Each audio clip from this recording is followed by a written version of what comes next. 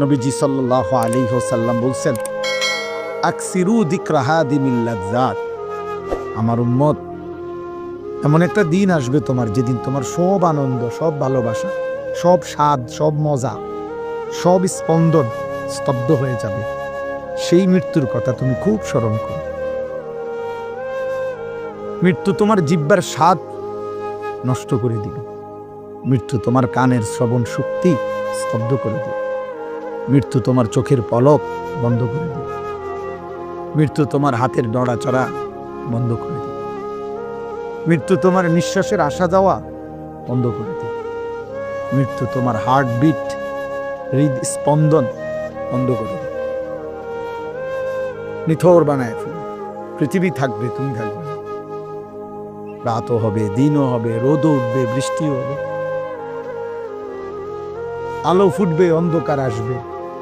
ব্যস্ততম দুনিয়ার মানুষ হই হুল্লুর ব্যস্ততা সবই করবে, তুমি শুধু স্তব্ধ হয়ে যাবে।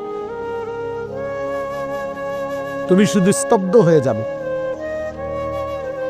অতএব ভাইয়া, আমাদের প্রত্যেককে আল্লাহ কোরআনে বলছে, বান্দা ভেবে দেখো, দিল তোমার জেগে আছে কিনা, বিবেক তোমার কাজ করে কিনা, আল্লাহর কথা মনে পড়ে কিনা, কোরআনের কথা মনে পড়ে কিনা।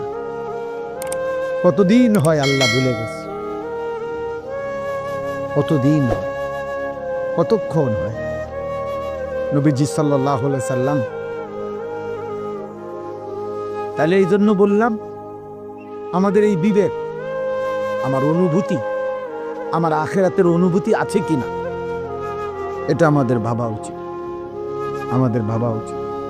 কোরআনুল কারীমের মধ্যে আল্লাহ তাআলা বলছে, বান্দা আমি তোমারে 6টা জিনিস মনে করাই। ওয়ালাকাদ খালাকনাল ইনসান, আমি তোমাকে সৃষ্টি করেছি। ওয়া না'লামু মা তুওয়াসওয়িসু বিহি নাফসু, তোমার কলজার ভিতরে, অন্তরের ভিতরে যে কথা, গুনার চাহিদা, আমি তা জানি।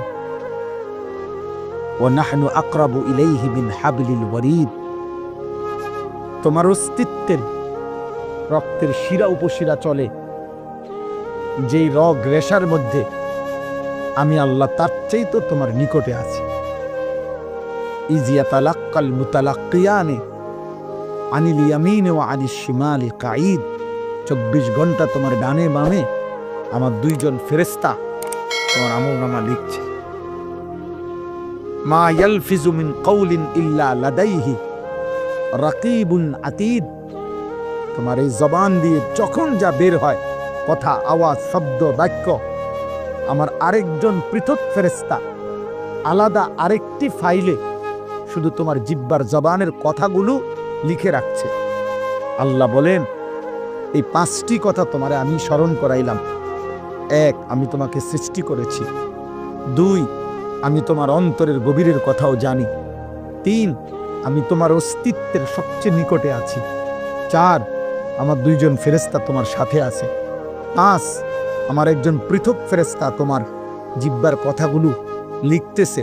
আল্লাহ বলেন, এই 5টা কথার পরে তোমার আমি 6 নাম্বার কথা মনে করাচ্ছি, ওয়াজাআত সাকরাতুল মাউতি বিল হক, এই অবস্থাতেই একদিন তোমার মৃত্যু আসবে।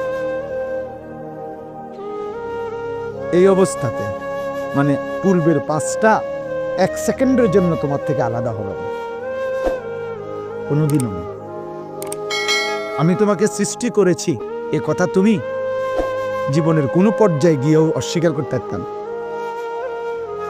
হ্যাঁ, এখন আমি এখন অনেক পয়সার মালিক, এখন আমি যদি বলি, আরে বেটা আমার কাটা বানাইছে, আমি নিজে হয়েছি, কর নাম নেই, কে করবে এটা? এই হিম্মত কার? বলার সুযোগ আছে কারো? আল্লাহ বলেন, এই 5টি জিনিস কখনোই তোমার থেকে সরবে না, সরবে না, বরং এগুলো কার্যকর থাকা অবস্থাতেই ওয়াজাআত সাকরাতুল মাউতি বিল হক, সত্য সত্য একদিন মৃত্যুর যন্ত্রণা আসবে।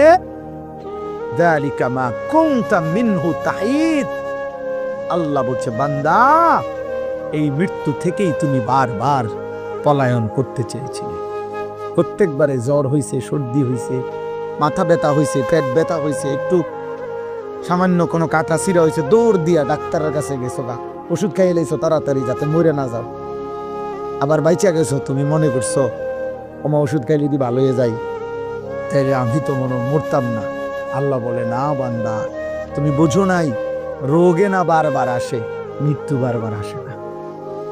অসুখে না ভালো হয়, মৃত্যু তো বারবার আসে না। মৃত্যু আসেও একবার, নিয়েও যায় একবার, আর কোনোদিন তোমারে ফেরত দেবে না,